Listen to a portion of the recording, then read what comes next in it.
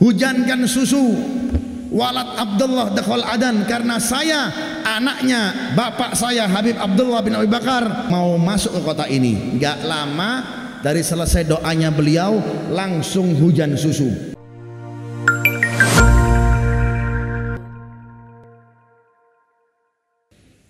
Manaqib Al-Imam Al-Habib Abu Bakar Al-Adni bin Abdullah Al-Idrus. Ini beberapa sudah kita terjemahkan, ya. Disebutkan abad ke-9 851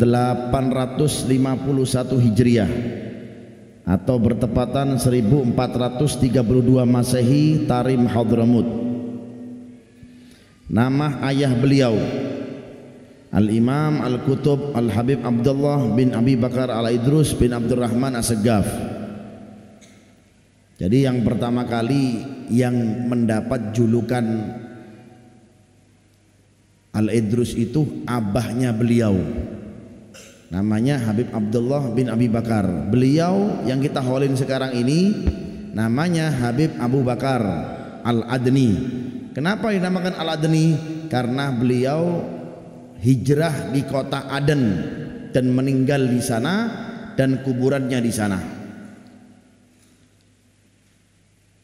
Nama ibu beliau Syarifah Aisyah binti Syekh Umar Al-Muhdar bin Abdurrahman As-Saggaf. Guru-guru beliau Al-Imam yang pertama Al-Imam Al-Kutub Al-Habib Abdullah bin Abi Bakar Al-Idrus, ayah kandung beliau sendiri, itu guru beliau yang pertama. Jadi orang soleh itu kebanyakannya gurunya itu orang tuanya, gak jauh dari orang tuanya, terdidik dari didikan orang tuanya.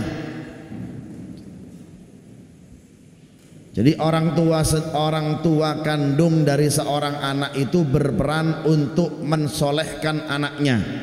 Selain anaknya itu diberi guru yang lain, orang tua lebih dominan untuk menjadi gurunya, minimal panutan di rumahnya.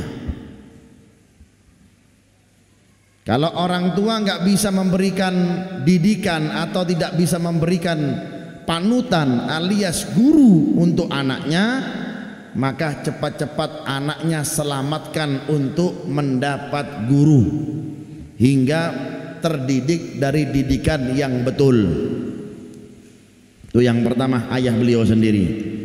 Yang kedua, paman beliau sendiri Al-Imam Al-Habib Ali bin Abi Bakar As-Sakran.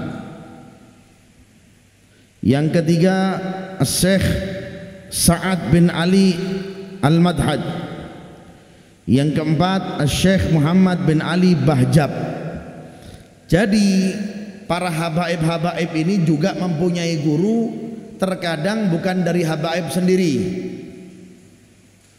Gak mesti gurunya harus habaib, ada juga gurunya mereka itu bukan dari golongan habaib, tetapi banyak dari mereka biarpun gurunya bukan habaib, tapi gurunya itu sangat takdim dengan muridnya, sangat menghormati muridnya.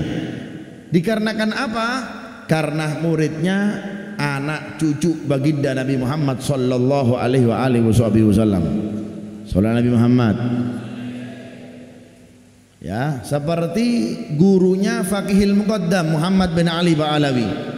Nama gurunya siapa? Syekh Salim Fadl Bafadl, dari bangsa Bafadl, bukan dari kalangan habaib. Bukan semua orang Arab itu habaib, ya, dan habaib itu pasti orang Arab. Paham ya? Bukan semua orang Arab itu dari keturunan habaib, dan habaib pasti dari orang Arab. Itu yang harus paham, antum ketahui. Jadi kalau ada orang, misalkan ini saya jelaskan ini supaya antum paham, hidungnya mancung, kemudian ganteng orangnya, kulitnya putih, orang Arab, tapi belum tentu habaib. Karena habaib itu tercatat rapi nasabnya, anfulan, anfulan, anfulan, anfulan, anfulan, sampai kakeknya. Kalau Al-Idrus ya Al-Idrus, Al-Haddad ya Al-Haddad, As-Saggaf ya As-Saggaf, sampai ke kakek-kakeknya ke baginda Nabi Muhammad sallallahu alaihi wasallam. Sallallahu Nabi Muhammad. Biasanya dari kalangan Al-Ba'alawi itu tercatat rapi. Bahkan ada apa namanya kartu identitasnya, tercatat rapi nasabnya habaib itu. Sekarang ini banyak di akhir-akhir zaman ini orang-orang yang ngaku habaib, memanfaatkan momen habaib, banyak itu. Orang mulia itu nggak mesti jadi habaib, nggak. Antum muhibbinnya habaib, insya Allah mulia, amin.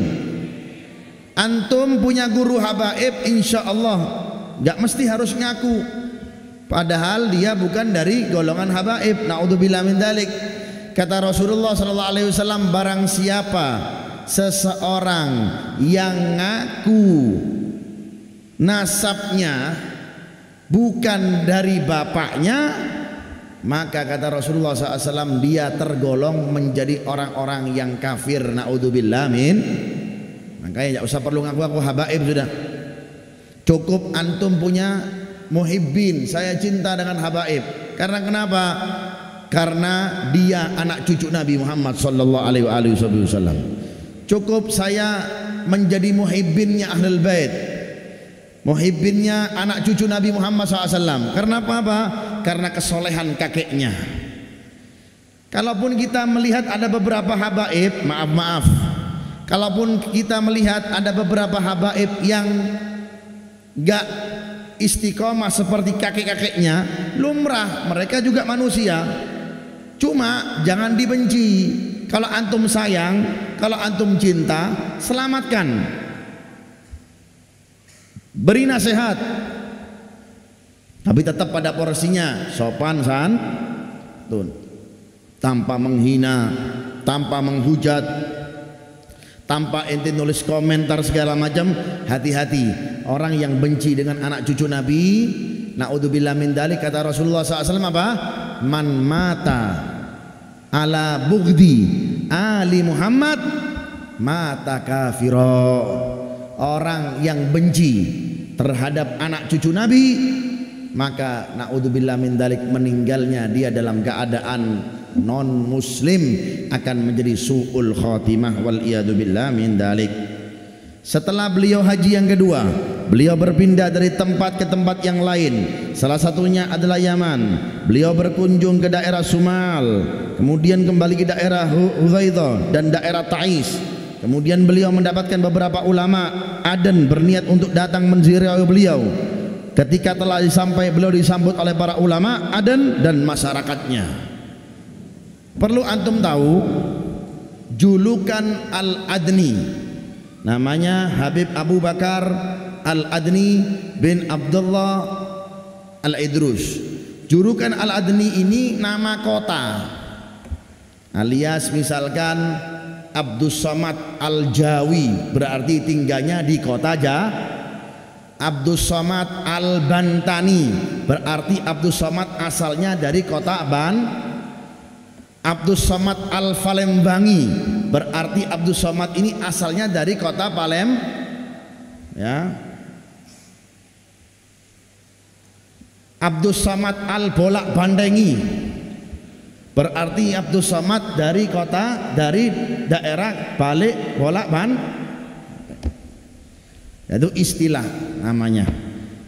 Habib Abu Bakar Al-Adni ini, ya, beliau itu ceritanya dijuluki Sohibul Laban, ya. Laban itu apa? Susu. Sohibul Laban berarti pecinta susu. Maksudnya apa? Ini keramatnya beliau, ini keramatnya wali-walinya Allah Subhanahu wa ta'ala. Ketika beliau masuk ke kota Aden, di kota Aden di zaman beliau itu terkenal kewali-waliannya. Yang tinggal di sana itu banyak walinya. Kalau mau masuk di sana harus menunjukkan keramat. Keramatmu nopo? Penjaganya ada. Jadi penjaganya itu gak bawa cek suhu, enggak.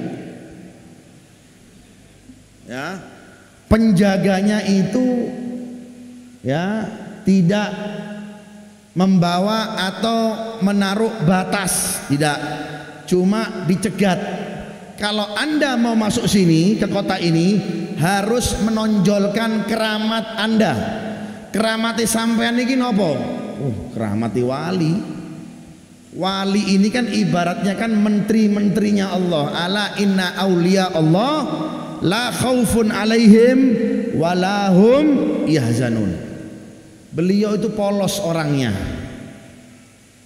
Lantas beliau ketika mau masuk dicegat, gak boleh, harus melihatkan keramatnya. Beliau angkat tangan kepada Allah Subhanahu wa ta'ala sambil mengatakan, ya sama subbil laban walad Abdullah dakhal adan. Wahai yang menciptakan langit, yaitu Allah, turunkan hujan susu. Jaluk minta dihujani apa? Susu. Subbil laban, hujankan susu. Walad Abdullah dakhal adan, karena saya anaknya bapak saya Habib Abdullah bin Abi Bakar mau masuk ke kota ini. Enggak lama dari selesai doanya beliau langsung hujan susu. Masya Allah. Ya, keramati wali itu gampang. Maka nih kalau ente deket sama walinya Allah, minta doa sama walinya Allah, insya Allah dikabulkan doa-doanya. Dunia itu kayak mainan bagi mereka. Kalau kita dunia kita buat susah. Ya, bangun tidur ngeluh wisan, mikirin apa? Mikirin kerjaan wisan. Sakno wong koyo ngene niki. Gimana dan? Kalau walinya Allah Ta'ala bangun tidur apa? Zikir. Bangun tidur doa. Bangun tidur ingat Allah. Kalau kita bangun tidur update status. Gimana dan? Kalau walinya Allah Ta'ala bangun tidurnya sudah ingat kepada Allah. Salat subuh berjamaah, bangun malam lagi. Malam itu subhanallah bagi mereka itu indah. Termasuk keramatnya Habib Bakar Adni ini. Ayam-ayam di sekitaran kampung beliau itu pada mati semuanya. Gara-gara apa? Gara-gara kena sumpahnya beliau. Kan kalau sebelum subuh itu kan biasanya kan ayam apa? Ayam apa? Berkokok. Menungsoi. Dekok. Tahu dekok? Tedung. Tahu dekok, tidur. Masa kalah sama ayam? Sebelum subuh ayam sudah berkokok. Beliau lagi asyik bermunajah kepada Allah. Beliau lagi nikmat ketika apa? Ketika bermunajah dengan Allah Subhanahu wa ta'ala. Kedengaran suara ayam bising bagi beliau. Kedengaran suara ayam berisik. Gak terima, karena kenapa? Kalau sudah ada suara ayam, waktu fajar, waktu pagi sudah dekat. Makanya beliau mengatakan, ya dik uskut, wahai ayam diam. Itu seketika ayam yang dekat-dekat rumah-rumah beliau itu pada mati semuanya. Karena kenapa? Karena kena sumpahnya beliau. Masya Allah. Enak ya kayak monggo gini nggih. Karena kenapa? Itulah walinya Allah Subhanahu wa ta'ala. Dan masih banyak keramat-keramat beliau, nanti kita akan ceritakan sedikit. Ya. Jadi tahu ya istilahnya kenapa beliau itu tinggal di kota Adan alias julukannya Sohibul Laban, karena dengan keramatnya beliau alhamdulillah di waktu itu bisa hujan susu. Lek iki udan apa nih? Banyu. Mari udan banyu insyaallah, doyan hujan fulus insyaallah. Amin. Oh, giliran fulus saya amin banter sampean iki. Sohibul fulus kabeh iki. Ya. Kemudian beliau mendapatkan beberapa ulama Adan berniat untuk datang menziarahi beliau. Ketika telah sampai, beliau disambut oleh para ulama Adan dan masyarakatnya. Beliau masuk ke kota Adan pada tanggal 13 Rabiul Tsani. pada tahun 889 Hijriah bermukim di Aden sampai beliau wafat di sana. Orang-orang mengambil ilmu dari beliau, dan antara murid-muridnya beliau yang menjadi ulama adalah Al-Habib Abdurrahman bin Ali bin Bakar Sakran, sepupu beliau sendiri. Syekh Umar bin Abdullah Al-Idrus dan saudaranya Syekh bin Abdullah Al-Idrus, ini murid-muridnya beliau. Dan juga anaknya Syekh Ahmad Al-Musawah bin Abi Bakar, Syekh Muhammad bin Umar Bahrik, Syekh Muhammad bin Ahmad Berjaril Ad-Dawani, Syekh Muhammad Al-Tahtawi Al-Makki, Syekh Muhammad Jan Al-Dhafari. Adapun karya-karya beliau sangatlah banyak. Ya, ini sekelumit daripada riwayat beliau.